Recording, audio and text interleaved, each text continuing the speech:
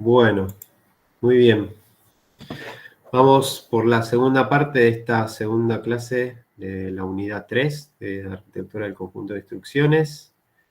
Vamos a retomar con los últimos elementos de una ISA para terminar de entender cuáles son esas características computacionales relevantes a la hora de programar un computador de bajo nivel. Díganme si se ve en la pantalla. Se ve, se ve. Sí, sí. Bueno, perfecto.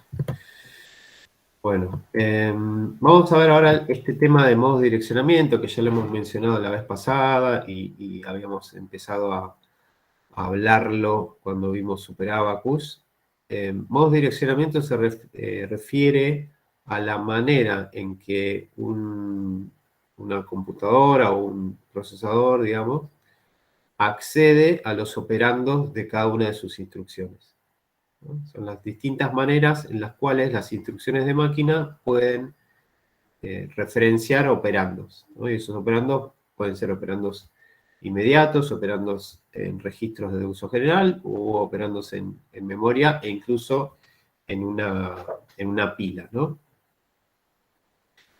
¿Para qué sirve esto? Es para entender cómo cada instrucción de máquina que vayan a usar opera, ¿no? De nuevo, no van a tener que hacer nada específico con esto, pero sí a la hora de usar una instrucción, a la hora de programar en Assembler, tienen que tener ese entendimiento de cómo esa instrucción va a funcionar y qué operandos va a usar y dónde están esos operandos, ¿no? En el extremo, si usaran estos conocimientos en la vida profesional, o sea, si les tocara en algún momento hacer una programación en lenguaje ensamblador, que vamos a ver en la unidad 4, en los nichos de mercado en los que puede tener sentido seguir usándolo, es súper relevante el tema de performance, ¿no? O sea, de cómo uno con pocos recursos maximiza los resultados que obtiene al programar, ¿no? Entonces, este conocimiento de los modos de direccionamiento es súper relevante para eso, para entender por qué usarían una instrucción que les permite trabajar, por ejemplo, con operandos en registro, en vez de usar una instrucción que les permita trabajar con operandos en memoria, en fin, tener un criterio de en qué caso usar qué cosa, también sería algo relevante, ¿no? El primer... Esperen que voy a la presentación. El primer modo de direccionamiento que se plantea acá es el direccionamiento de operando inmediato, ¿no? Que es el primer dibujito que ven acá arriba a la izquierda. Voy a hacerle zoom. Y es uno de los casos más simples, ¿no? Si se acuerdan, el operando inmediato es parte de la definición de la instrucción de máquina. Por eso acá está el dibujito de la instrucción y uno de los campitos de la instrucción es el operando, ¿no? ¿Qué significa esto? Que cuando el CPU vaya a ejecutar esta instrucción, uno de los datos, ¿no? Porque normalmente, no sé, si quiero hacer una suma, un operando va a ser el inmediato, el otro operando estará en otro lado. Pero el acceso a ese dato inmediato implica simplemente sacar el campito del RI y trasladarlo a la UAL. Esto un poco lo vimos ya en el caso de Super Abacus, si se acuerdan, ¿no? Había un camino de datos que salía del RI y llevaba ese operando a la UAL para poder ser procesado, ¿no? Dicho esto, les pregunto, ¿cuáles creen que pueden ser las limitaciones en el uso de operandos inmediatos y cuáles creen que pueden ser las ventajas de usar una instrucción con un operando inmediato?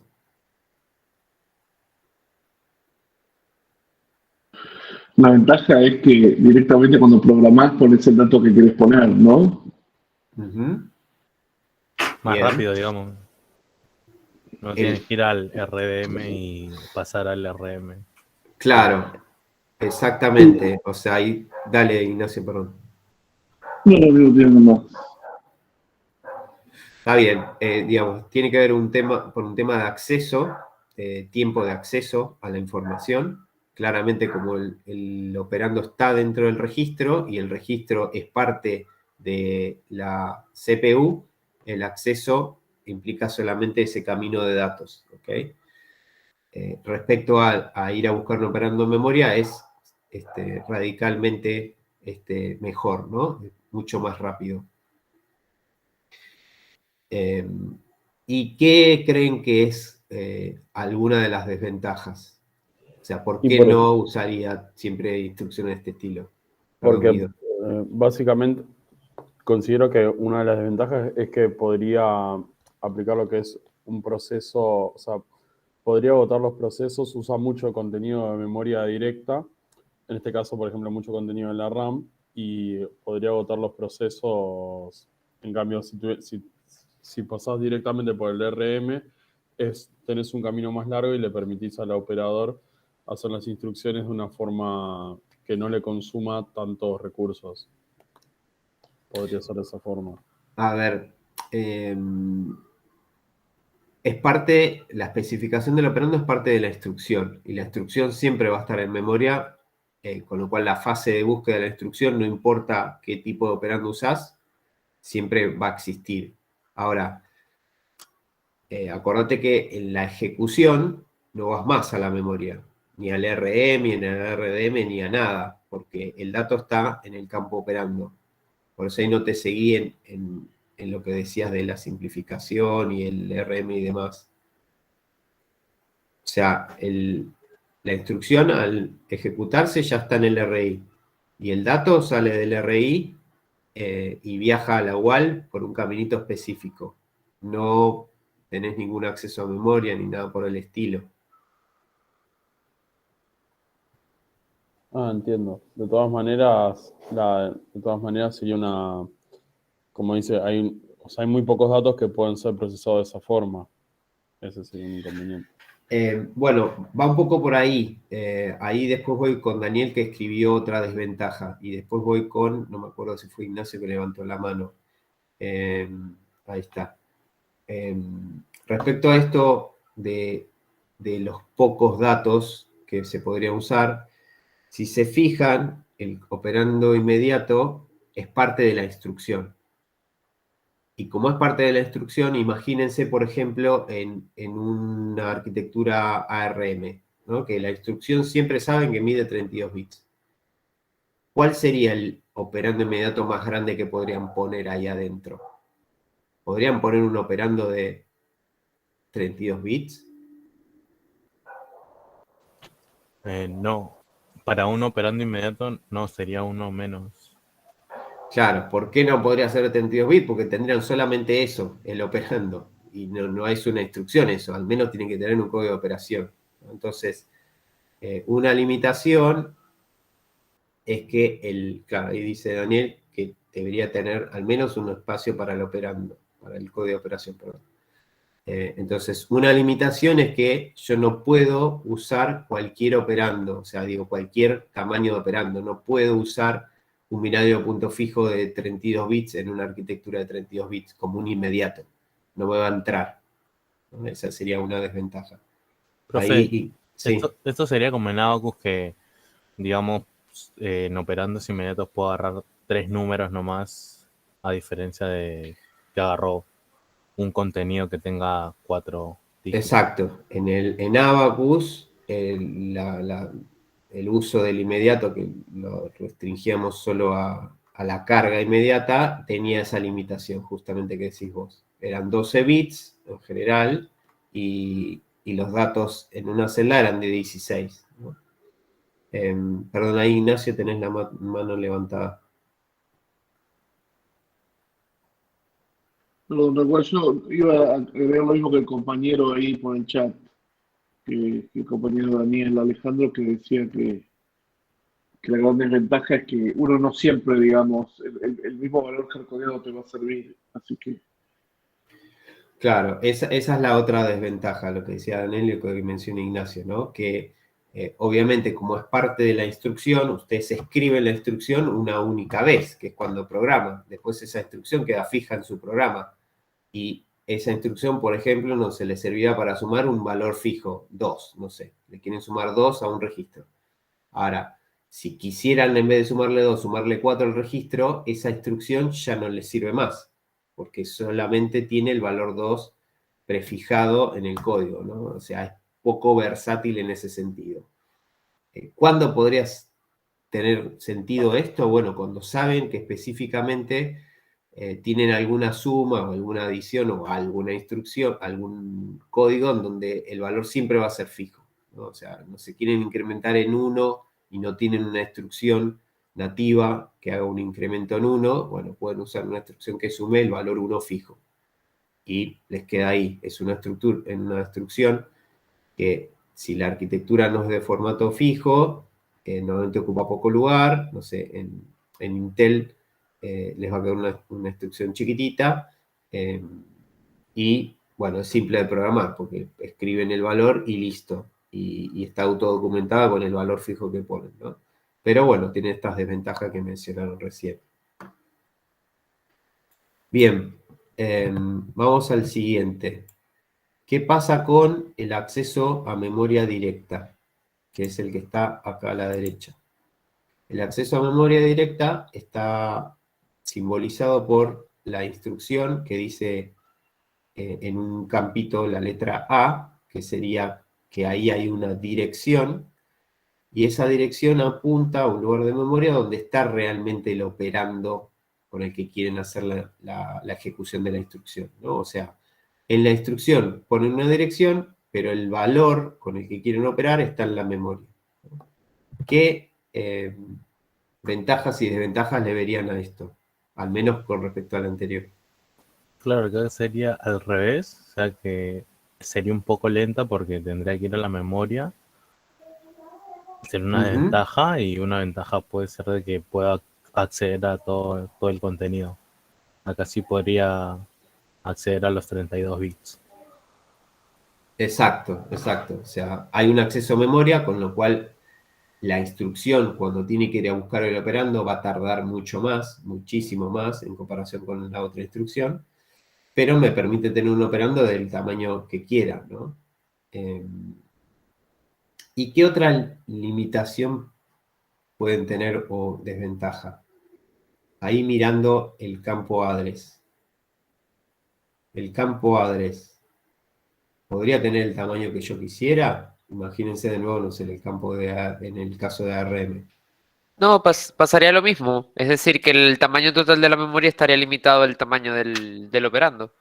Exacto, Es decir, exacto. que ya con esa pequeña información ya sé por lo menos cuánta memoria total tengo.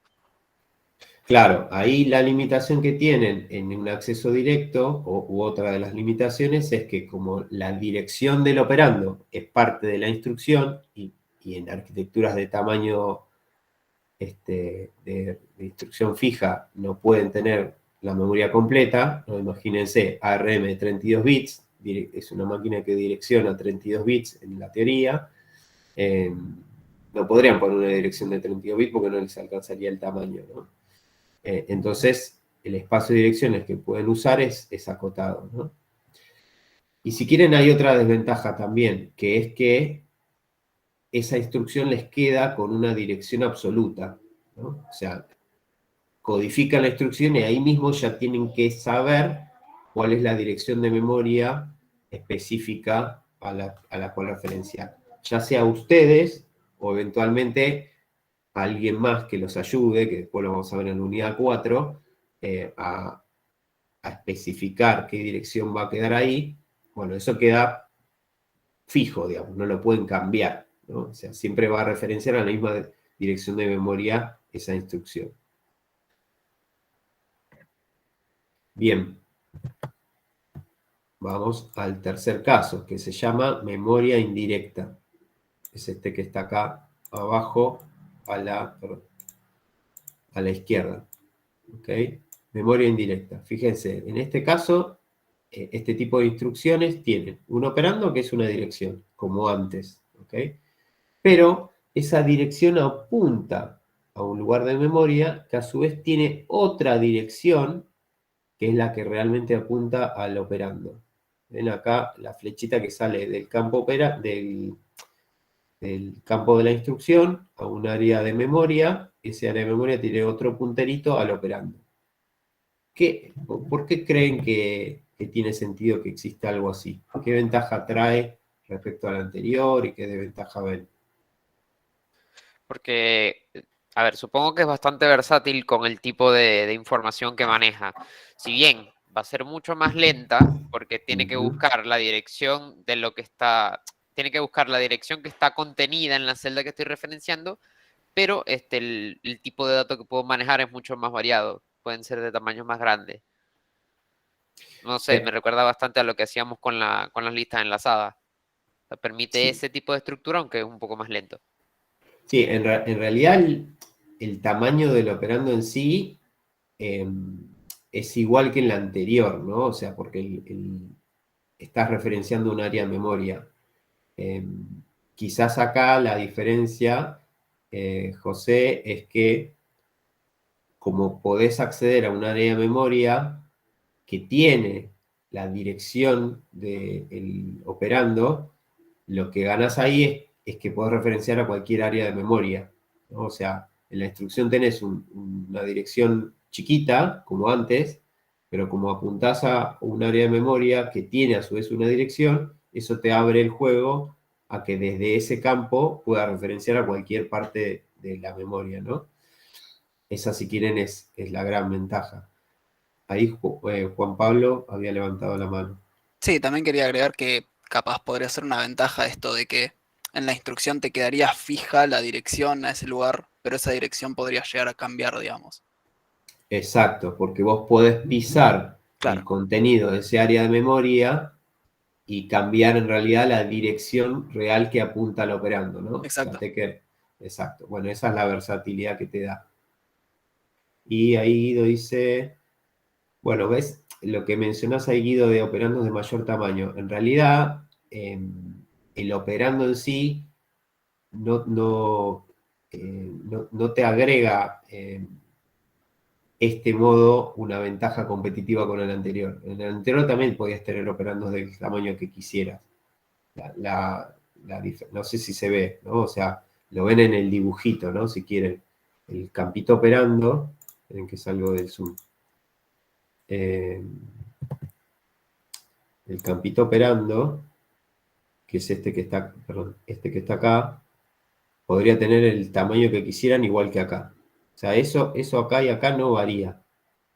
Lo que varía es que acá pueden tener una dirección completa, que acá no podían tener, y esto que decían recién Juan Pablo, que por más que esto quede fijo igual que acá, esto con otra instrucción lo pueden pisar y cambiar. O sea, pisan este contenido y esta dirección apunta a otro lado, con lo cual, si quieren, la instrucción podría operar con distintos operandos sin tocar en sí la instrucción, ¿no? O sea, lo que hacen es pisar el contenido de un área de memoria y reutilizar ese contenido de forma diferente, ¿no? No sé si me siguieron ahí. Claro, pero mi duda era básicamente si al tener un mayor camino, si yo podía procesar con una mayor cantidad de datos. O sea, en este caso yo no puedo procesar con el mismo tamaño de datos que en el anterior, aunque sí sigue siendo superior al inmediato. O sea, tamaño de operando tenés la misma versatilidad, lo que sí podés en este es más espacio de memoria, con lo cual podrías tener eventualmente más operandos con los cuales operar. O sea, porque en el caso anterior tenés un subconjunto de memoria nada más con el cual operar, y en este, como te abre el juego, podés operar con un montón de otros áreas de memoria que antes no podías. Pero el tamaño en sí del operando, imagínate que sea un binario, ¿no? Puede ser un binario de punto fijo del tamaño que quieras en los dos casos, porque vos lo que tenés es un puntero a ese dato. Y ese dato puede medir lo que quieras, ¿no? Acá está dibujadito como un rectángulo con un tamaño fijo, pero en definitiva es a partir de esta dirección y el tamaño que quieras o que puedas, con el que puedas trabajar en esa instrucción. ¿Ok? Profe, yo Sí. tengo una pregunta, no sé si es así como lo pienso. Cuando se dice sobre memoria indirecta, me hace acordar a cuando, cuando te daban una dirección y, y tú lo pisabas sumándole 2000, digamos.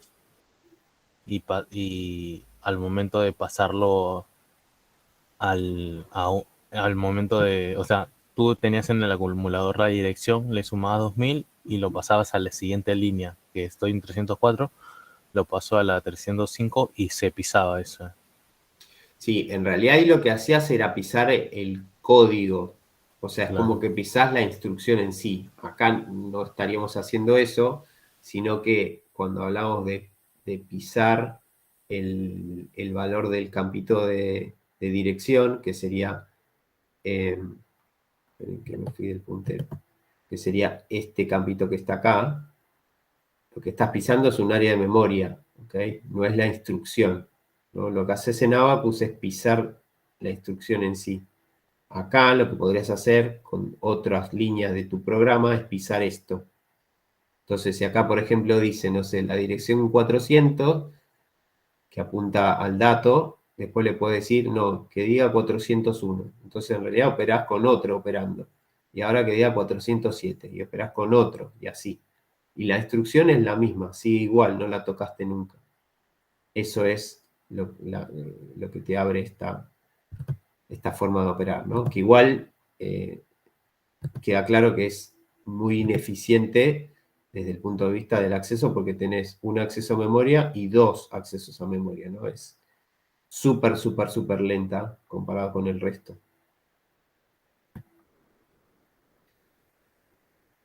Ok, gracias. No, de nada.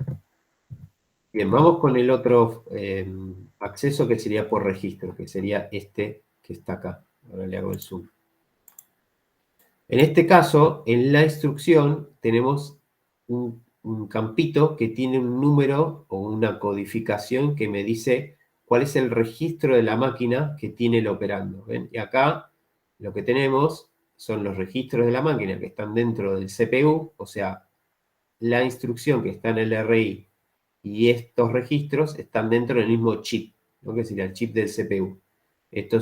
La instrucción es la unidad de control y los registros están en la UAL, pero todos el mismo chip. En este caso, yo en la instrucción pongo, por ejemplo, no sé, registro 3, y lo que estoy diciendo es que el operando lo vaya a buscar dentro del registro de uso general número 3, ¿no? Hay un camino físico dentro del chip para acceder al contenido de ese registro, ¿no? Es parecido a lo que vimos en SuperAbacus. ¿Qué creen de nuevo ahí que trae esto como ventajas o desventajas? De hecho, me fijé también de esto en Super Abacus. Pues un ejemplo es que la memoria, los lugares donde tengo que ir para realizar una operación, por ejemplo, A más B es acotado. Y son lugares de memoria fijos, por así decir, con los que voy a estar operando siempre. O sea, me Sí, refiero a... ojo que no hablamos de memoria ahí, ¿no? O sea, Claro, claro, son estoy hablando de los... registros del CPU, ¿no? Exacto. Pero lo que digo es que, por ejemplo, hago sumar R1 y R2. Sí. R1 y R2 son mucho más rápidos de encontrar porque están en una región acotada que ir a la memoria, hacer una operación de lectura, sacar el primero, tenerlo en un lugar, sacar el segundo y hacer la operación. Ujú, sí. Y ahí para ser más enfáticos, que es lo que quería mostrar acá, ¿no? Los registros son componentes electrónicos que forman parte del chip del CPU. La memoria, en líneas generales, siempre es un chip separado. Ambos componentes están conectados con un bus. Por eso cuando accedemos a un operando de memoria, el acceso es muchísimo más lento. ¿Por qué? Porque tengo que salir del chip del CPU, ir por un bus a la memoria, hacer la petición de memoria, que exista ese tiempo de acceso al área de memoria y volver. Cuando voy a un registro, no salgo del chip del CPU y tengo un camino electrónico directo que es mucho más rápido que ir a un bus, ¿no? Por eso, y además el acceso a la información dentro del elemento electrónico, que es el registro, es el más rápido posible dentro de una máquina. Cualquier máquina del mundo mundial que se les ocurra, electrónicamente, el acceso más rápido que hay es a un elemento del stack de registros, digamos, ¿no? Del CPU. ¿Por qué? Porque está dentro de hecho está dentro de la UAL. O sea, si ustedes tienen que hacer una operación aritmética, no salen ni siquiera en la partecita del CPU que se dedica a hacer las operaciones, que es la UAL. Ni siquiera tienen que ir y venir con la unidad de control para el acceso a los datos. ¿Eh? Es lo que dice Daniel en el chat, ¿no? Es mucho más rápido ir a la memoria directa o indirecta. ¿No?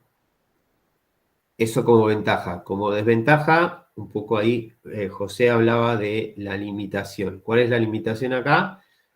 Que los registros de uso general no son ilimitados, no son infinitos, ¿no? Entonces, no podría empezar a usar alegremente instrucciones con registros y empezar a llenar los registros de datos sin que en algún momento tenga que reutilizar eso, ¿no? Entonces tendría que pisar esos contenidos, en fin, no puedo referenciar a la cantidad de registros ilimitados que quisiera, ¿no?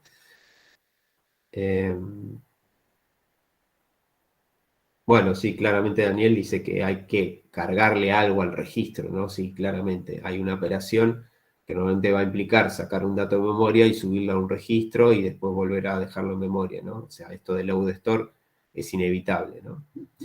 Pero a nivel, si quieren, performance y versatilidad, es de los mejores modos de direccionamiento, digamos, que se podrían usar, ¿no? De hecho, arquitecturas como ARM, que están pensadas desde esta óptica que les puse ahí por arriba, llamada RISC, justamente fomentan este tipo de accesos, ¿no? Instrucciones de registro. Toda la aritmética es solo, exclusivamente de registro, porque es la forma más rápida de hacer operaciones en un CPU, ¿no? Usando operandos en registro. Hay otra desventaja, que no sé si la ven. ¿Los registros tienen un tamaño ilimitado o tienen un tamaño acotado? Acotado, exactamente. Entonces, un operando dentro de un registro va a tener un tamaño fijo, ¿no? En general, o les diría siempre, el tamaño del registro tiene que ver o está asociado con la arquitectura, ¿no? Cuando hablamos de arquitectura de 32 bits, es porque los registros son de 32 bits. Hablamos de arquitectura de 64 bits, los registros son de 64 bits, con lo cual ese sería el límite de sus operandos, ¿no? En líneas generales, cuando usan este tipo de acceso y quieren hacer operaciones aritméticas, no es un problema, porque la aritmética es de esa cantidad de bits, ¿no? O sea, si tienen registro de 32, la aritmética es de 32. ¿Para qué quisieran sumar valores más allá de 32 bits? Pero algún otro uso que le quieran dar al contenido de un registro, ¿no? Si no quieren hacer una aritmética, quieren, no sé, parsear unos bits, correrlos, hacer algo, bueno, van a tener ahí esa limitante, ¿no? Que es el tamaño del registro. Perdón, ¿el Sí, tamaño Juan. de los espacios de memoria también están determinados por la arquitectura, digamos? La memoria tiene un tamaño fijo que tiene que ver con el direccionamiento, ¿no? Pero cada operando de memoria tiene el tamaño que vos quieras. O sea, cuando vos referenciás en una instrucción a un área de memoria, lo único que le decís es, acá empieza el área con la que yo quiero trabajar. Ahora, si a partir de ahí quiero recorrer, no sé, 13.000 bytes o recorrer 10 bytes, es como vos generes ese procesamiento, ¿no? En ese circuito de instrucciones que programes. Pero no tenés ninguna limitación más allá de tu espacio de direcciones o del tamaño físico de la memoria, ¿no? Perfecto, queda clarísimo, sí. Uh-huh. Gracias. No, nada. Bien. Vamos que nos quedan 3 más. Registro indirecto. Acá empiezan las combinaciones, ¿no? Registro indirecto es este que está acá. Registro indirecto lo que plantea es que en la instrucción referencian un registro, pero dentro de ese registro no van a tener el operando, sino lo que van a tener es una dirección que apunta al operando memoria. ¿Ok? Es como una combinación del acceso por registro más el acceso a memoria, ¿no? ¿Cuál creen que es la ventaja de tener esto y qué desventaja puede tener?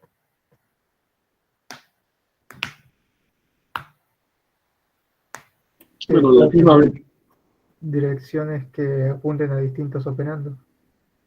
Claro, gano en versatilidad porque el contenido del registro ahora es una dirección y por ende puedo acceder a distintos operandos sin tener que cambiar la instrucción en sí, solamente cambio el contenido que tiene el registro. Esa es una gran ventaja. Y perdón, Ignacio creo que quería decir algo también. Sí, lo mismo que dijo el compañero, ¿no?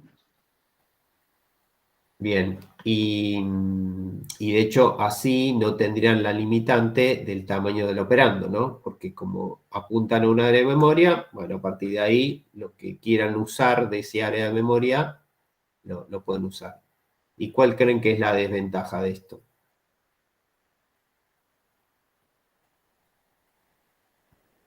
Que Más lento hay que el una... otro. Claro, es más lento que el otro porque tiene un acceso a memoria, ¿no? Claro, no solo el acceso a memoria, sino también que hay una operación implícita. Si bien también es rápido, es como que hay 2 pasos para realizar una operación y después una lectura a memoria posterior.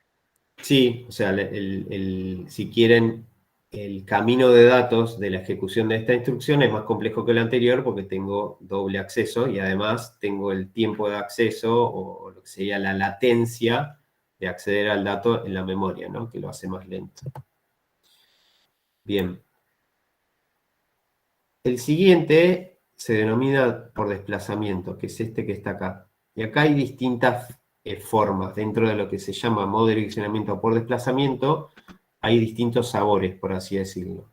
Acá están dibujados el registro base e indexado y después vamos a ver el de relativo. ¿Qué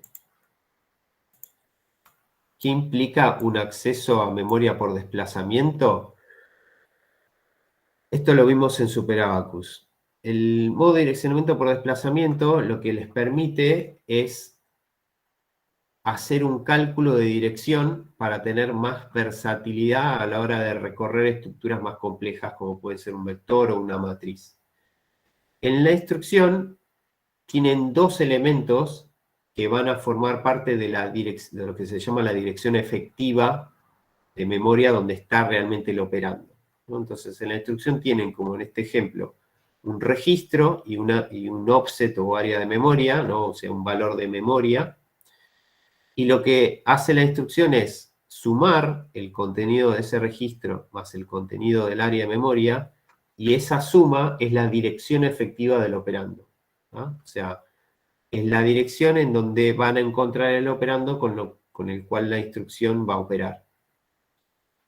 ¿Cuál es la diferencia entre hablar de registro base e indexado? Bueno, básicamente que en el caso de registro base, el campo registro tiene la dirección base, por así decir.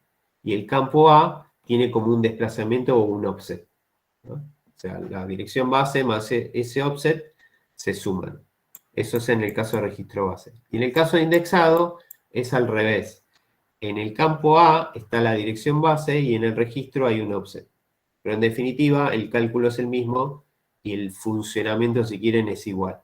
Es como en una determinada arquitectura se implementa y como en otra se implementa de forma diferente, ¿no? Pero la lógica es la misma. Se suman los 2 valores, se calcula la dirección efectiva y acá en la memoria es donde va a estar el operando real con el cual quieren operar, ¿no? Con el cual la operación va a operar. De nuevo acá comparativamente, ¿qué creen que trae esto de ventaja y de desventaja?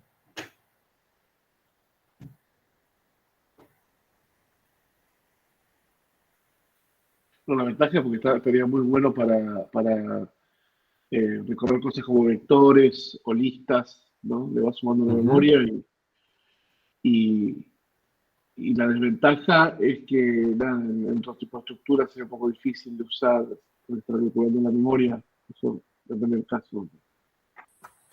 Sí, ahí, Ignacio, es más complejo la ejecución de instrucciones de este estilo porque hay un cálculo de dirección. Si se acuerdan en SuperAbacus, y cuando vimos las microinstrucciones, una instrucción de este estilo tiene más microinstrucciones y tiene un cálculo. O sea, se usa la UAL para hacer esta suma del contenido del registro más el campito de offset, ¿no? No importa que sea indexado o registro base. En los dos casos siempre está ese cálculo. Con lo cual, se usa la UAL para esa parte y después se vuelve a usar para hacer la operación en sí, ¿no? La ejecución en sí. Con lo cual es más compleja la instrucción y si quieren, más tiempo tarda en acceder al operando porque tiene que hacer esa operación intermedia, ¿no? Como dijeron, la gran ventaja es que me permite fácilmente, pisando algún valor del offset, recorrer fácilmente con la misma instrucción distintos, no sé, elementos de un vector o distintos campos de un registro de datos o una matriz por fila, por columna, lo que sea, ¿no? Eh, es, es esa la facilidad que les da. Voy a ir al de stack y después vuelvo al relativo porque el relativo lo vemos en el Miro y prefiero quedarme con este slide y después voy al otro, ¿no? Vamos al de stack. El de stack es el que está acá abajo de todo y es el acceso que digamos, ya hablamos en las clasificaciones que vimos antes, ¿no? En el caso de una instrucción por stack, en general, los operandos son implícitos, por eso acá está el dibujito de la instrucción de máquina y no tiene nada adentro. Y se hace el acceso a la pila y se opera con los elementos de la pila, ¿no? O sea, el acceso va a estar dado por la latencia de ingresar a esa pila, tomar los elementos de la pila y operar con ellos, ¿no? No hay memoria y no hay registros acá involucrados.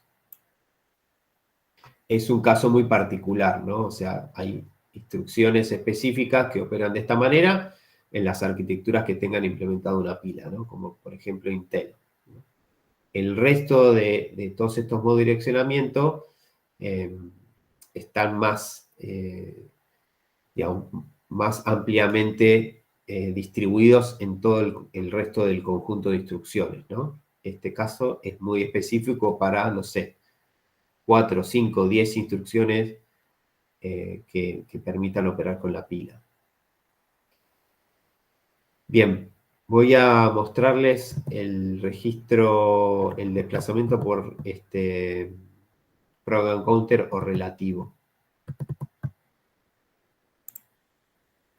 Esperen que les comparto la pestañita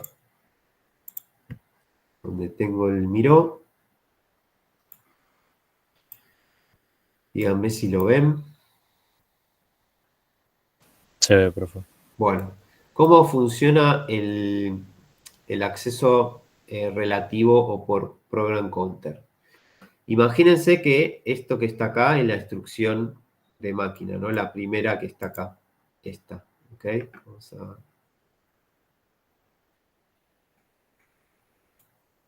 marcarla más gruesita. ¿Ok? La instrucción de máquina tiene dentro un offset relativo, que es esto que dice add relativo. En realidad es un ejemplo, ¿no? Es una instrucción de suma con un operando relativo. ¿Qué simboliza ese offset? es un desplazamiento en bytes relativo al valor del puntero de ejecución del programa, que sería el program counter. ¿Qué significa esto? Por ejemplo, si la instrucción dijera acá, no sé, 10 bytes, significa que la instrucción va a ir a buscar uno de los operandos 10 posiciones de memoria contando a partir de del byte último de esta instrucción. O sea, los va a ir a buscar al propio espacio de direcciones del programa 10 bytes hacia adelante. Eso es lo que significa esta flechita que va acá, ¿no? Por eso normalmente se habla de, como vimos en el manualcito de Intel, de near pointer o puntero, ¿no? Acceso por puntero. Porque es justamente una forma de especificar un campito muy chiquito, ¿no? Porque es un offset que imagínense que referencia, no sé, el valor 16, 10, 8, 20, que ocupa pocos bits para almacenar ese valor, y que sirve de puntero hacia un lugar de memoria de más adelante del propio código, ¿no? Del propio programa. ¿Cuál creen que puede ser una ventaja de este modo de acceso y una desventaja? Vale, primero preguntarle si quedó claro, si se entendió cómo funciona, ¿no?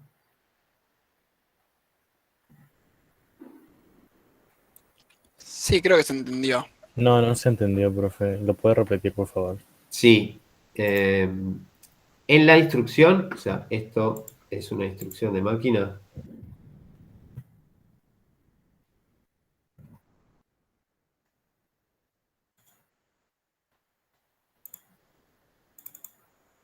Esta es la instrucción de máquina.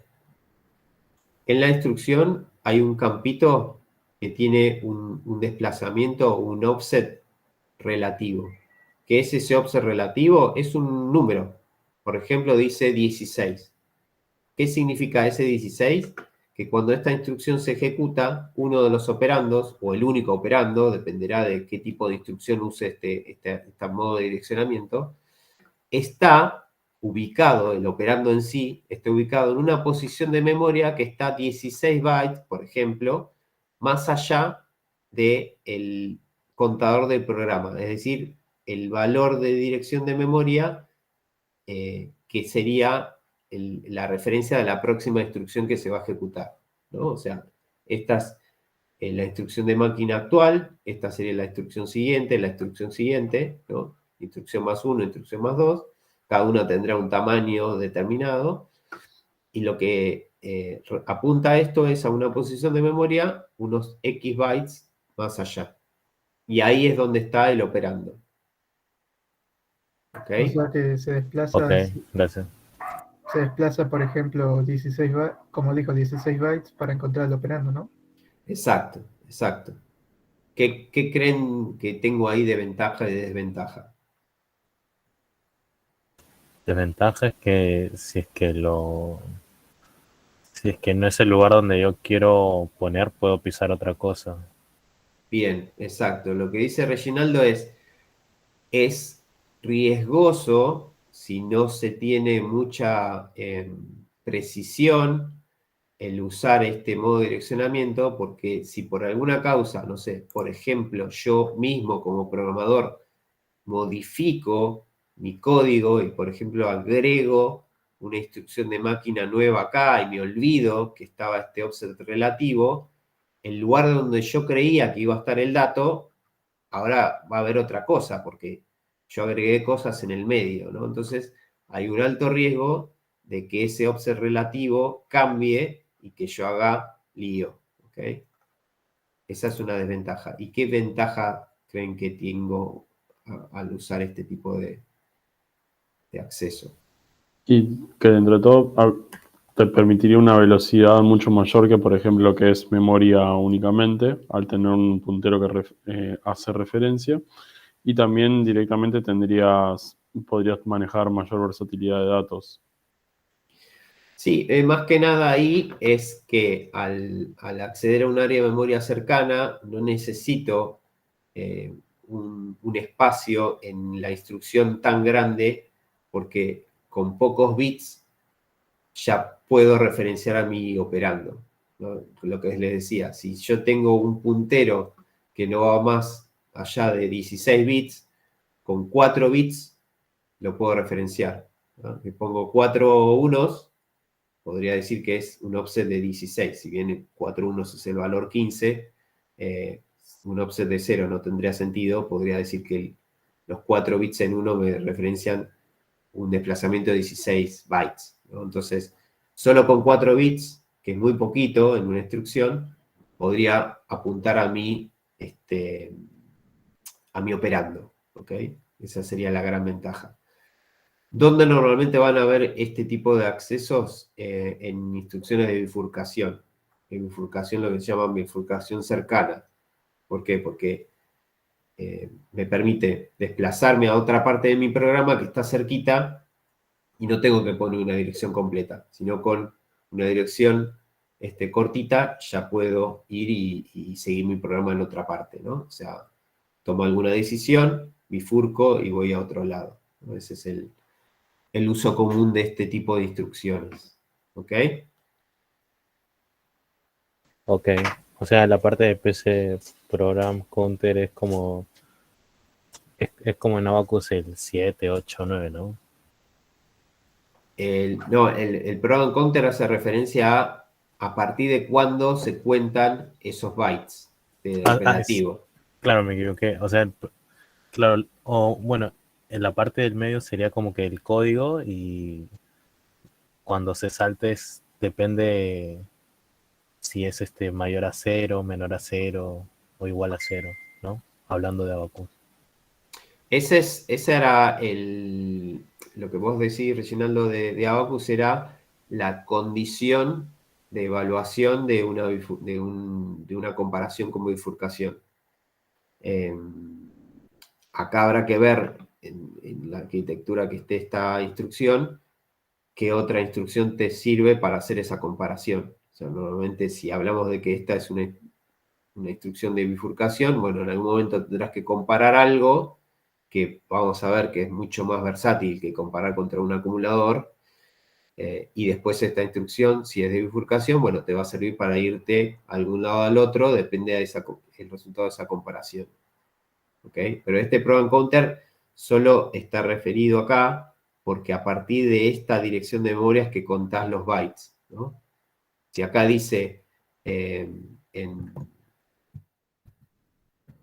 si acá dice el 16, bueno, ¿a partir de dónde se cuentan los 16? Bueno, es a partir de acá. Son 16 bytes a partir del program counter, que sería el valor del puntero de la próxima instrucción de memoria que vas a ejecutar. Por eso se denomina así el modo de direccionamiento. Ok, gracias. De nada.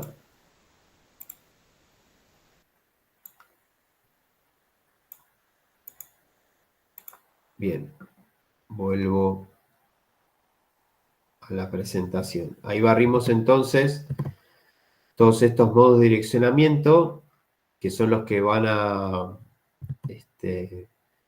ir viendo a medida que vean instrucciones en los casos de estudio y las vean en profundidad. Bueno, van a entender en cada instrucción cuáles son esos operandos y cómo se acceden a esos operandos, ¿no? Todas las instrucciones que usen van a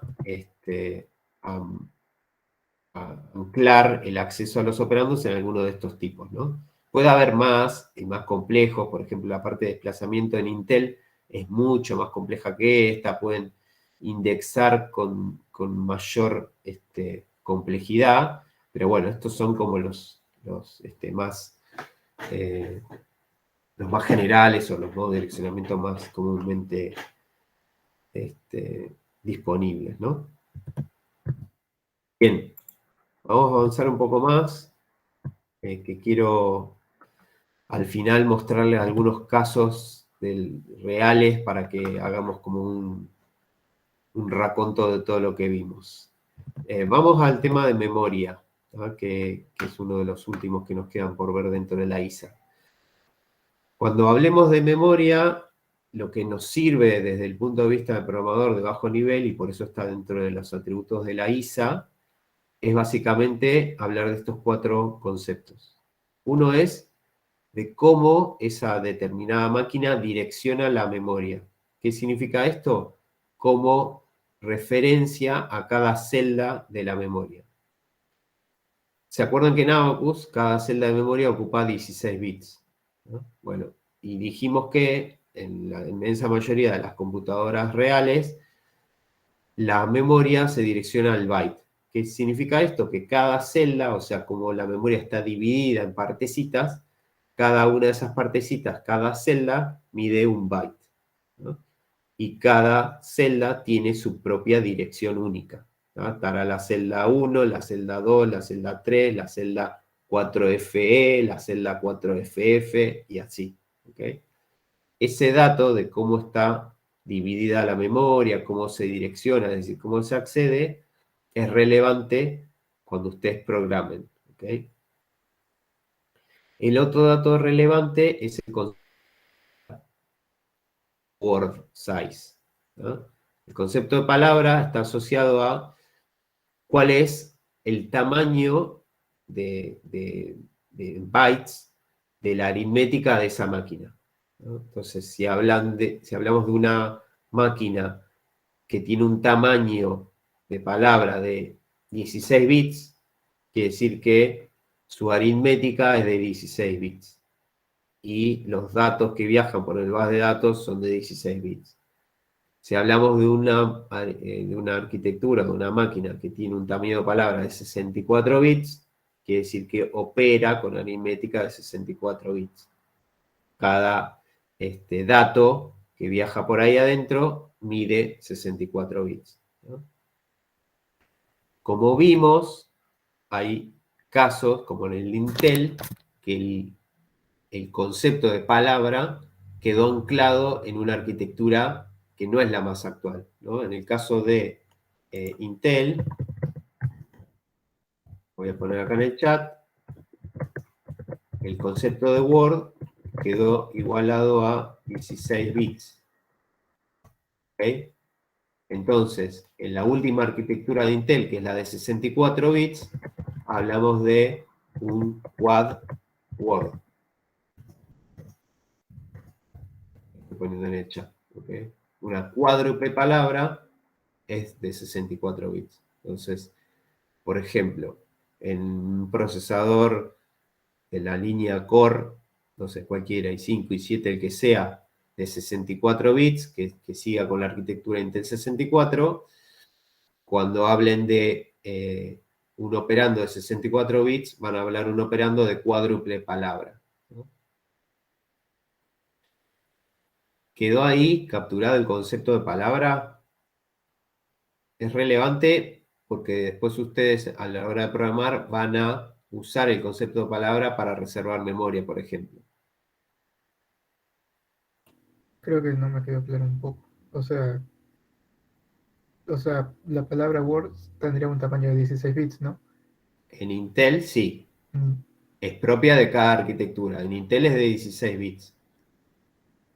No sé, en ARM hablas de una palabra de 32 bits, por ejemplo. O sea, cada arquitectura asocia el concepto de Word a un tamaño determinado, que depende de su historia, digamos, de cómo nació, cómo se creó y demás. Ahí, Maxi, lo relevante es que vos entiendas sobre la arquitectura con la que vas a trabajar, a qué se le asocia la palabra Word en cuanto a tamaño, ¿no? Una vez que ok. sabes eso, ya está.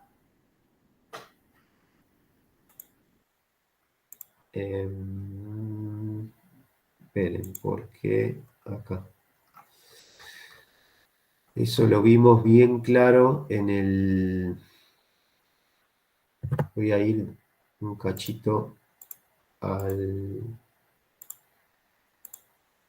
PDF para que lo veamos en Intel. Fíjense, voy a hacer un poco más de zoom. Creo que ahí se ve. Vamos a hacer un poco más.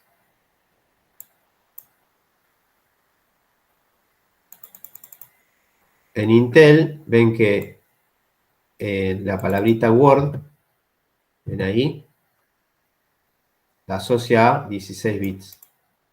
Algo más chiquito es un byte. Y después empieza, algo de 32 bits es una doble palabra, algo de 64 es una cuádruple palabra y algo de 128 es una doble cuádruple palabra. Entonces, estos nombrecitos los van a poder usar para reservar áreas de memoria. Entonces, si usan la palabra Word para reservar una de memoria, ustedes tienen que saber que le están pidiendo a la máquina que les reserve 2 bytes. ¿Por qué? Porque la palabra Word en el mundo Intel se asocia a 16 bits o 2 bytes. ¿Okay? Ese es el anclaje que tienen que tener. Ese es el dato relevante que es parte del concepto de memoria en la arquitectura, ¿no? El entender eso.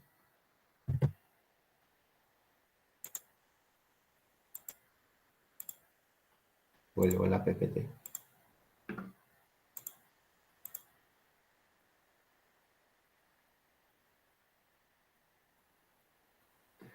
¿Cuál es el otro dato importante a la hora de trabajar con la memoria de una máquina?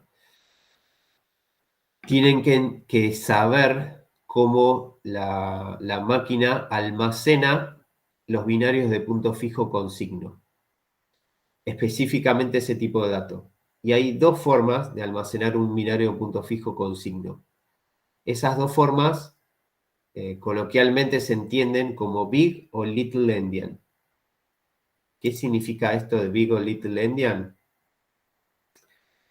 Los bytes de un binario de punto fijo con signo, acá hay un ejemplo, ¿ven? Este que está acá es un número que lo escribimos en hexadecimal, es un número de 32 bits, tiene 8 dígitos hexa, cada uno de estos numeritos es un dígito hexa, se puede almacenar en el orden de bytes de dos maneras, básicamente. Big Endian o Little Endian. ¿Cómo se ordena un número en Big Endian? Básicamente, el valor más significativo o el byte más significativo, que es este que está acá, se almacena en la dirección más baja de memoria. ¿Ven que dice 184? Esto es como si viésemos la memoria de la máquina. El 1,2 se almacena en el primer byte, el 3,4 en el siguiente, el 5,6 y el 7,8. ¿Ven? Sería como el orden intuitivo desde la mirada humana, si quieren, ¿no? Ese es el caso de estas máquinas, entre otras, ¿no? Hay referencia a algunas acá. Almacena el computador los binarios de punto fijo con signo en la memoria y en un registro de la máquina en este orden. Pero hay otras máquinas que lo almacenan en el orden inverso, que se llama Little Endian. ¿Qué significa almacenar en el orden inverso? Que los bytes se almacenan desde el menos significativo, que sería el 7,8, hasta el más significativo.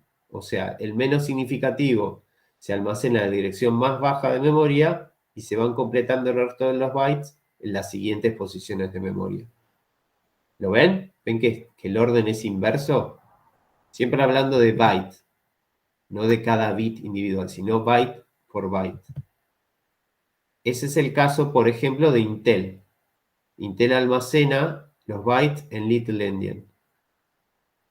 Y después hay algunos casos, como ARM, que les permite especificar a través de una configuración en qué orden quieren que opere el procesador, si en Big Endian o Little Endian. O sea, tiene esa versatilidad, ¿no? Por eso no está en una u otra clasificación. ¿Se entiende esto del orden? Sí, bueno, yo. Sí, se entiende. Se entiende. Ok. ¿De dónde viene esto del Big? Perdón, ¿había alguien? Sí, yo Sí, una pregunta, Ignacio. perdón. Sí. Porque No termino de entender lo de cuál es el byte, perdón, el byte más significativo y el byte menos significativo. Ok. O sea, si yo tengo o sea, sí, no entiendo eso, perdón. El byte más significativo es el byte de mayor valor numérico en el número. Sería el que está más a la izquierda, ¿no? O sea, el 1, 2 en este número es el que tiene mayor peso. O sea, el que vale más, ¿no? Y el que está más a la derecha es el menos significativo. Es el que tiene menor peso. Imagínatelo en un número en decimal, que sale más gráficamente. Si vos tuvieses el número 100, el 1, que es el dígito más a la izquierda, es el que más peso tiene, porque es el que te da el valor de 100, ¿no? Y el último 0, vamos a ponerle 102. Y el 2 es el que está más a la derecha y es el que menos valor tiene porque es el de las unidades. ¿Ok? A eso me refiero a más significativo y menos significativo. Clarísimo, gracias. Ok. Nada. Bien. Dato de color para que nada, quizás retengan mejor esto del Big o Little Endian. ¿De dónde sale esto del Big y Little Endian? ¿Qué cuerno significa Endian y demás? Esta nomenclatura, este criterio, sale de las novelas de los viajes de Gulliver. En esas novelas hay dos grupos que están enemistados, grupos de liliputienses, si mal no recuerdo, que están enemistados porque cada uno tiene un criterio distinto de cómo comer un huevo duro. Y había un grupo de personas, digamos, que decían que el huevo duro hay que comerlo primero por la parte más grande. Vieron que el huevo duro es como ovalado, ¿no? Entonces, comer el big end, o sea, la parte más gordita del huevo primero, y el otro grupo pensaba que había que comerlos al revés, por el lado más pequeño primero, ¿no? El little end primero. Y nada, en el mundo de la electrónica o de la informática, si quieren, cuando definieron que había dos criterios a la hora de ordenar los bytes de un número, bueno, usaron esa analogía para hablar de big o little endianness, ¿no? Sale la palabra big end y le agregaron el ianness para decir el orden en que los agrupaban.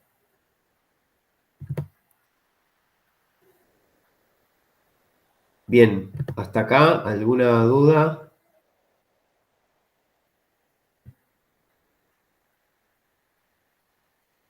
¿Estamos bien? Ya queda poquito.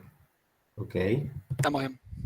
Bueno, ¿qué nos queda? Nos queda básicamente un concepto más. Vamos a ir a la pizarra y después les quiero mostrar algunos casos reales para que entendamos todo esto. Hay algo que también forma parte de la manera en la que operan algunas instrucciones de máquina en una determinada arquitectura, que tiene que ver con cómo esa arquitectura les permite hacer el control de flujo. ¿Qué significa el control de flujo? Es esto que mencioné antes, de un criterio para condicionar la ejecución de un programa, es decir, evaluar una condición lógica y bifurcar a otra parte del programa. O sea, hacer la ruptura de secuencia de von Neumann, evaluando una condición y eventualmente bifurcando a alguna otra parte del programa. A eso se refiere con control de flujo. En los casos prácticos van a ver con lujo de detalle qué instrucciones usar y cómo programar ese control de flujo. Acá lo que me interesa es que capturen conceptualmente que hay distintas maneras con las cuales las distintas arquitecturas les proponen desde su diseño el hacer ese control de flujo, ¿no? Hay básicamente tres maneras en general para hacer ese control de flujo. La primera manera, que es la más, si quieren, popular, es tener lo que se llaman códigos de condición. ¿Qué significa esto? Que van a ver que en la arquitectura hay instrucciones que setean unos flags. Ahora los vamos a ver en Intel y en ARM, porque esta forma de operar la van a ver en los dos casos. Con sutiles diferencias, pero usan el mismo concepto, que es este código de condición. Van a ver entonces que hay instrucciones de máquina en la arquitectura que setean esos flags, que se llaman códigos de condición, los flags. Y después, a la hora de bifurcar, la instrucción de bifurcación o de jump o lo que sea, lee esos códigos de condición y de acuerdo a cuáles estén seteados, les habilita la bifurcación o no, ¿no? Ese es el mundo de, por ejemplo, ARM, Intel, PowerPC y Spark, ¿no? Entre otros. Repito, una instrucción setea esos códigos y la instrucción de bifurcación los lee, los interpreta y sabe para dónde bifurcar o no, ¿no? Ejemplo, comparo A contra B y si eran iguales, bifurco a un lugar. Si son distintos, no bifurco, ¿no? ¿Cómo sé si eran iguales o no? Justamente porque la instrucción de comparación setea esos códigos de condición. Si quieren, para no perdernos ahí con esa dinámica, voy directo a la pizarra y lo vemos con el caso práctico. Después vuelvo y les cuento los otros controles de flujo. Fíjense, ¿a qué me refiero con esto de seteo de flags y demás? Acá hay dos ejemplos, en realidad son 4, de control de flujo. Los de acá arriba son de Intel y los de acá abajo son de ARM, ¿no? En Intel hay una instrucción de máquina que es la de comparación. Está acá escrita como CMP, ¿no?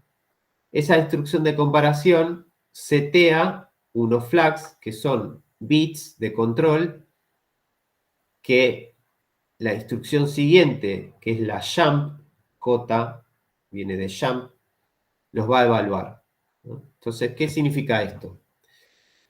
Por ejemplo, yo comparo acá A y B. Si A y B son iguales, esta instrucción, la de comparación, va a setear un flag en particular. ¿Cuál es el flag que setea? Y eso se lo digo yo, después lo van a aprender el por qué. Va a setear el flag 0, este que está acá. Ese flag 0 lo va a leer la instrucción siguiente, que es la jump. La jump va a evaluar. Si ese flag 0 está seteado, va a significar que A y B eran iguales. ¿Por qué? Porque así está pensada la lógica, digamos. El flag 0 se asocia con igualdad entre los operandos. Entonces, si A y B eran iguales, la comparación setea el flag 0, la instrucción siguiente es la jump, evalúa esa igualdad, como ve que el flag está en 0, va a bifurcar al lugar donde le diga esta etiqueta, que es una dirección de memoria, ¿no? Es decir, rompo la secuencia, no sigo para abajo mi programa, sino que voy a algún otro lugar, ¿no?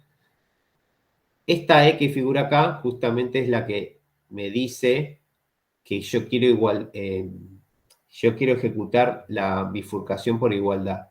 Es una abreviatura, esto que está acá, es una abreviatura de jump equal.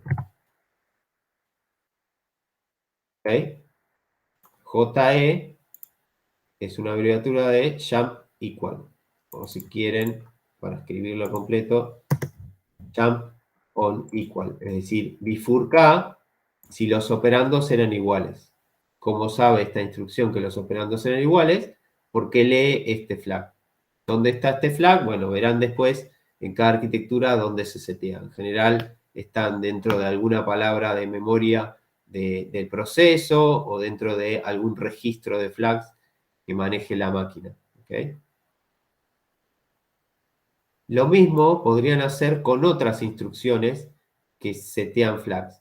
por ejemplo, en Intel, las instrucciones aritméticas como la suma también setean flags.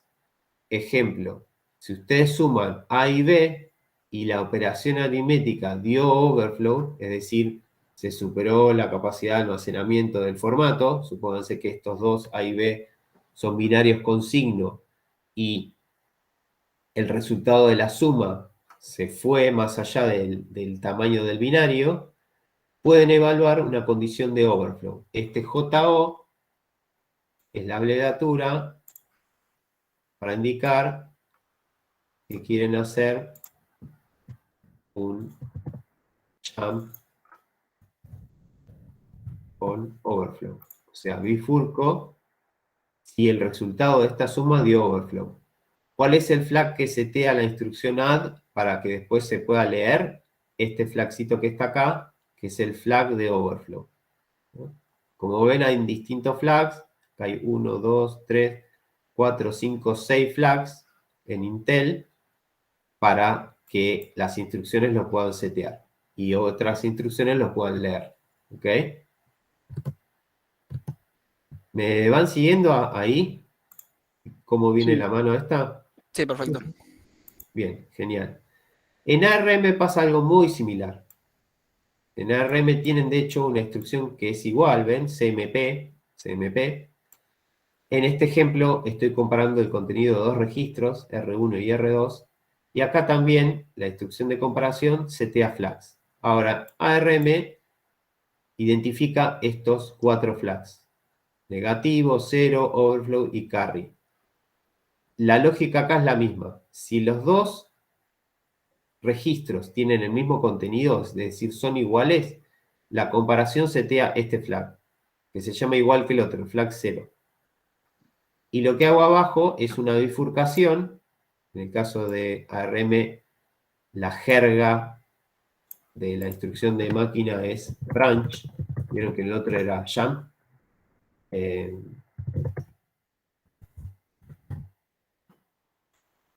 Acá es lo mismo, pero solo se usa la jerga branch, ¿no? Pero básicamente es el go to o el bifurcar o el irme si la comparación dio por igual, ¿no? Y el EQ es la forma de abreviar esa igualdad. En que la sintaxis es ligeramente distinta, pero conceptualmente en estas dos arquitecturas el control del flujo se maneja prácticamente igual, ¿no? Y lo mismo podrían hacer en otro caso para la bifurcación por overflow. La única diferencia, que esto lo van a ver en detalle cuando ven el laboratorio de ARM, es que ARM por defecto no setea flags en las instrucciones, salvo en la comparación, pero tiene la versatilidad de que si le agregan una S a la instrucción, esa instrucción setea flags. Entonces, la instrucción de máquina, si quieren, es la ADD, el add. Pero si le agregan la S, esta instrucción va a setear el flag.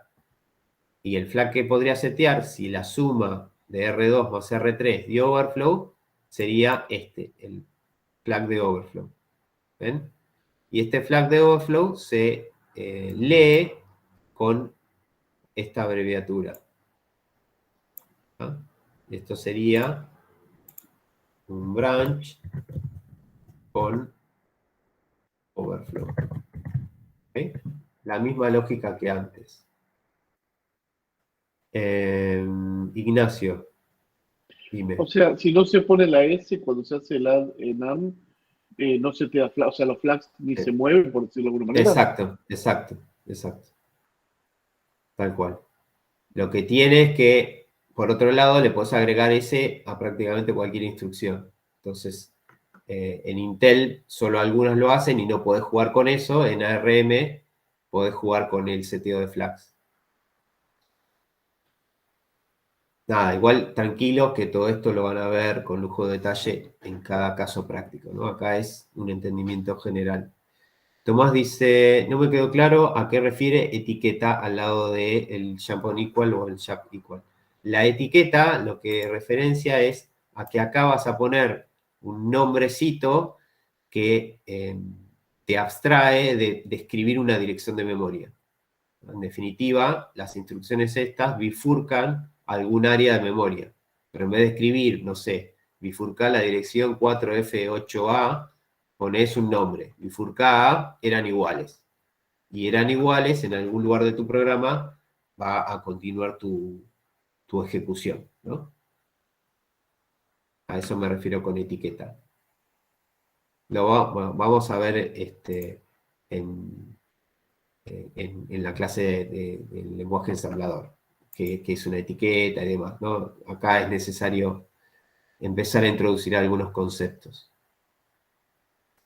Bien, esto es entonces el control de flujo más común, que es el que van a usar en los casos de estudio, y brevemente les cuento los otros dos, así nos quedan unos minutitos para ver los casos reales que les mencionaba. ¿Cuáles son las otras formas de setear condiciones y de evaluarlas?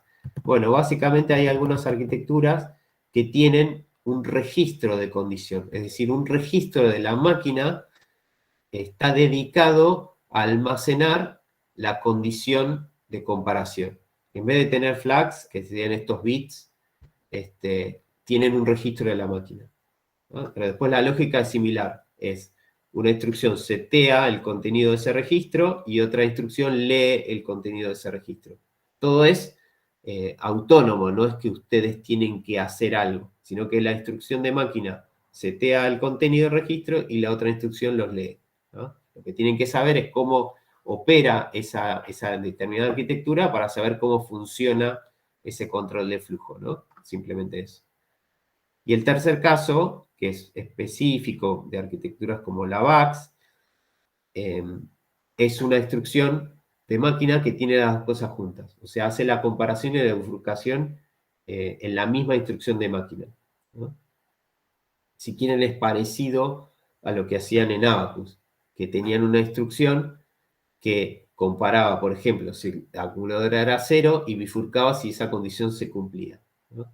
En el caso de estas instrucciones, que son más complejas, bueno, pueden especificar la comparación y como otro operando de la instrucción también la dirección de bifurcación si esa comparación se cumple, ¿no? Ese sería otro tercer ejemplo. ¿Está bien?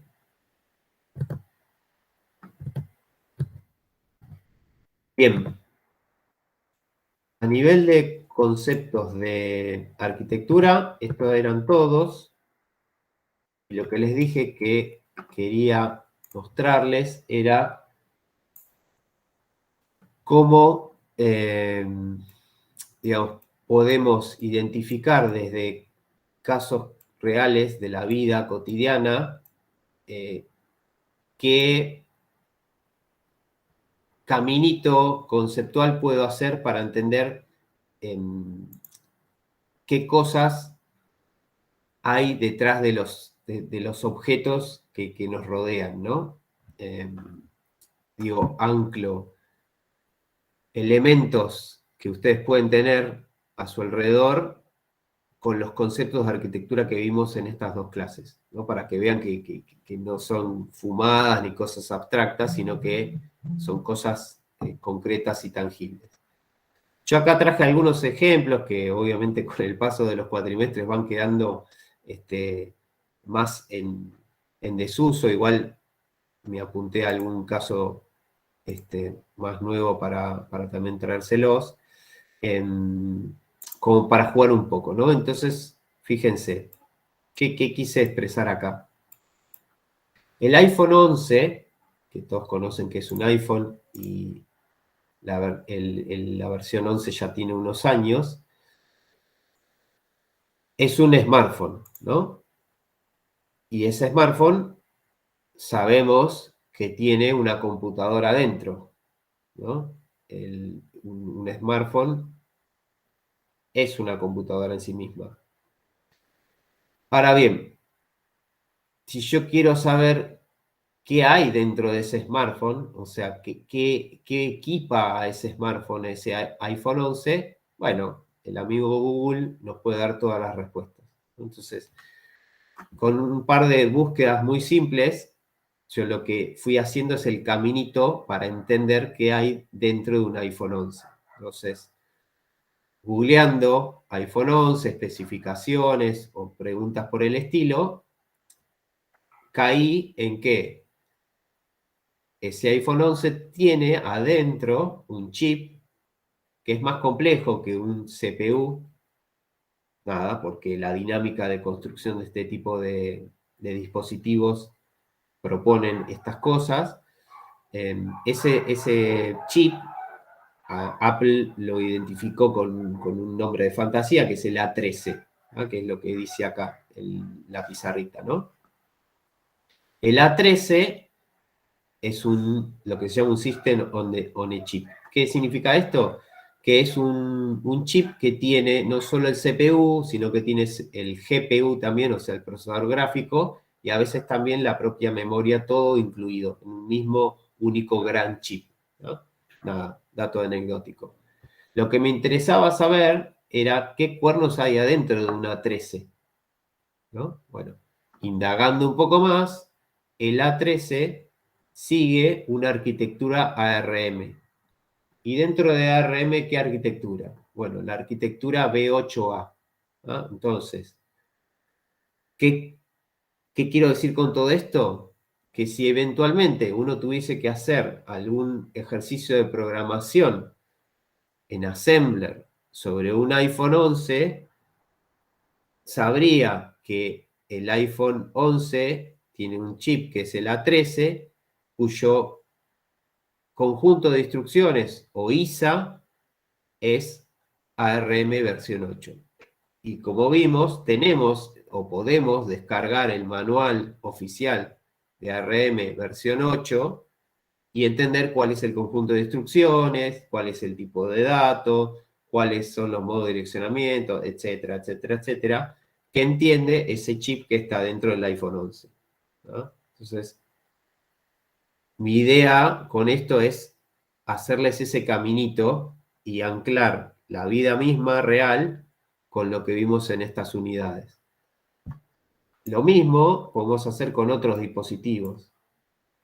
Ya les digo, estos están quedando en el olvido, ¿no? El Samsung S6. Bueno, ya vamos por la versión, no sé, del S20, qué sé yo.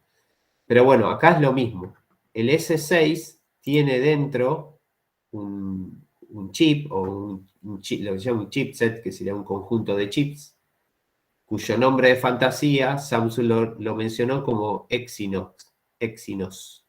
Específicamente, este S6 tiene el Exynos 7420. ¿Qué hay adentro de esto? ¿O qué tiene este Exynos? Bueno, tiene unos procesadores que también siguen la misma arquitectura B8 que equipaba al A13. Es decir,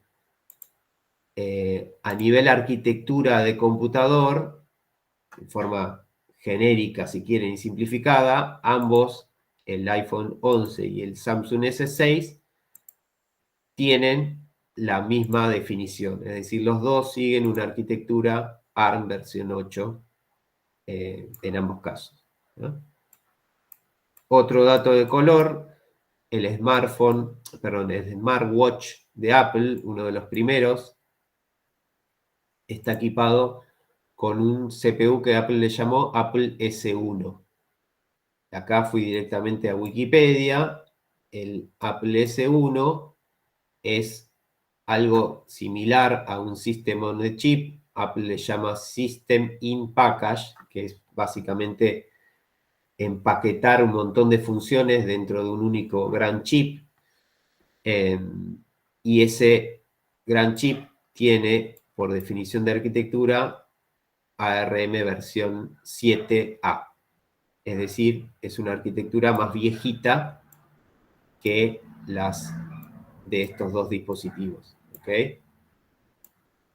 Y acá tienen, si quieren, el grafiquito esquemático de todas las cosas que tiene el S1. Como circuito único, tiene un montón de componentes autoincluidos. ¿Ok? Nada, imagínense un smartwatch, que es un dispositivo ultra pequeño donde hay que miniaturizar un montón de componentes, ¿no? Acá tiene, no sé, el sensor del acelerómetro y el giroscopio para los movimientos que hacen en el teléfono, en el reloj, y se puedan sensar, en fin, un montón de componentes, todo dentro de este gran chip, que en definitiva dentro sigue una arquitectura conocida, documentada, y a la cual eventualmente podrían programar, ¿ok? A ver, en el chat fueron escribiendo algunas cositas.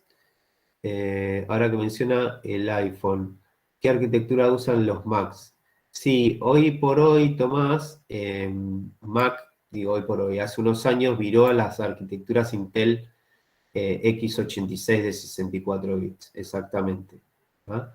Y Daniel acota que hay algunas que también usan la arquitectura ARM. Sí, hoy hay algún ecosistema así variado.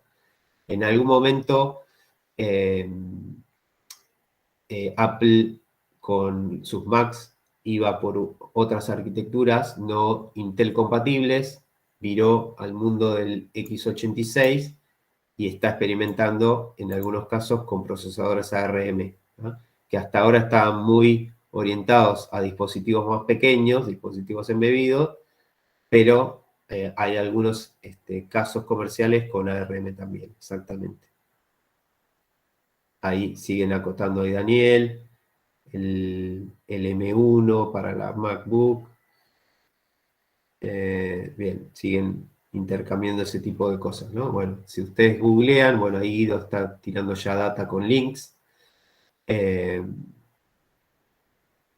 Podemos entrar a ese link y ver con qué tipo de procesadores se equipa Apple, al menos algunos de sus nuevos modelos de Mac, ¿no? Antes del mundo Intel x86, Apple usaba los PowerPC, que eran unos procesadores RISC para equipar a sus Mac, ¿no? Entonces fue mutando de arquitecturas. Pero nada, era un poco contarles esto, mostrarles esto. También me fijé en el último iPhone, que es el iPhone 14. Esto no lo llegué a pasar a la pizarra, pero lo tengo en algún enlace acá abierto. El iPhone 14 usa los procesadores A16, Apple A16. Y estos procesadores siguen arquitecturas ARM de 64 bits, que serían básicamente las últimas versiones de ARM. Específicamente la versión 9. ¿Sí? Nada, no son datos que me interese que retengan, ni mucho menos, ¿no? Pero simplemente es para que, no sé, me parece un ejercicio interesante para asociar objeto con arquitectura de computador y llegar en definitiva, a entender que adentro hay cosas conocidas, ¿no? O sea, digo, vimos los manuales de estas arquitecturas, no es ciencia ficción. No sé si me fueron siguiendo en esto que les quise mostrar acá, si quedó claro, si tienen alguna duda.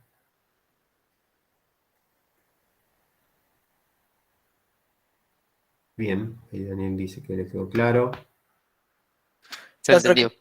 Perdón, ¿las arquitecturas tienen algún tipo de licencia o algo? ¿O los de Apple pueden decir, uso esta arquitectura, ARM manual y simplemente la usan?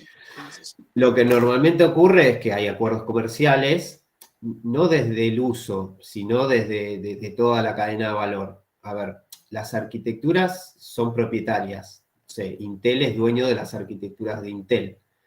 El consorcio ARM es dueño de las arquitecturas ARM. Ahora, hay muchos fabricantes que fabrican chips que cumplen con la arquitectura ARM, por ejemplo. O sea, tenés varios fabricantes. Y, por ejemplo, Apple se puede asociar con algunos fabricantes o él mismo puede fabricar sus propios chips con licencia ARM. Entonces ahí tenés como un ecosistema de empresas, licencias y demás, que obviamente tienen que estar en armonía para que comercialmente esto sea viable, ¿no? Pero eventualmente Apple podría tener un acuerdo con tal fabricante y decir, che, quiero que mis, no sé, iPhone 15 estén equipados con tal CPU.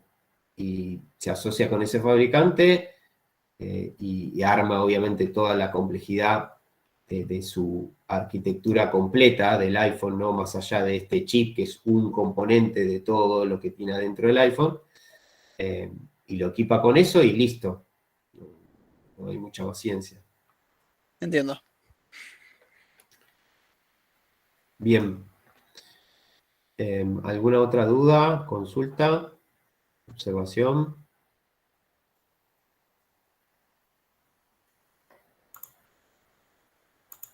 Si no, estamos por hoy. Espero que les haya sido de utilidad todo esto que vimos hoy y ya la próxima semana arrancamos con la próxima unidad, que es la unidad 4. Ya vemos el mundo de Assembler y ya después arrancan con los casos de estudio. Perfecto. Bueno, muy bien. Muchas gracias. Buenas noches, que descansen. Nos vemos la próxima. Buenas noches, profe. Muchísimas Buenas gracias. noches, Buenas profe. noches. ¿Ah? Muchas gracias. Buenas noches. ¿Ustedes?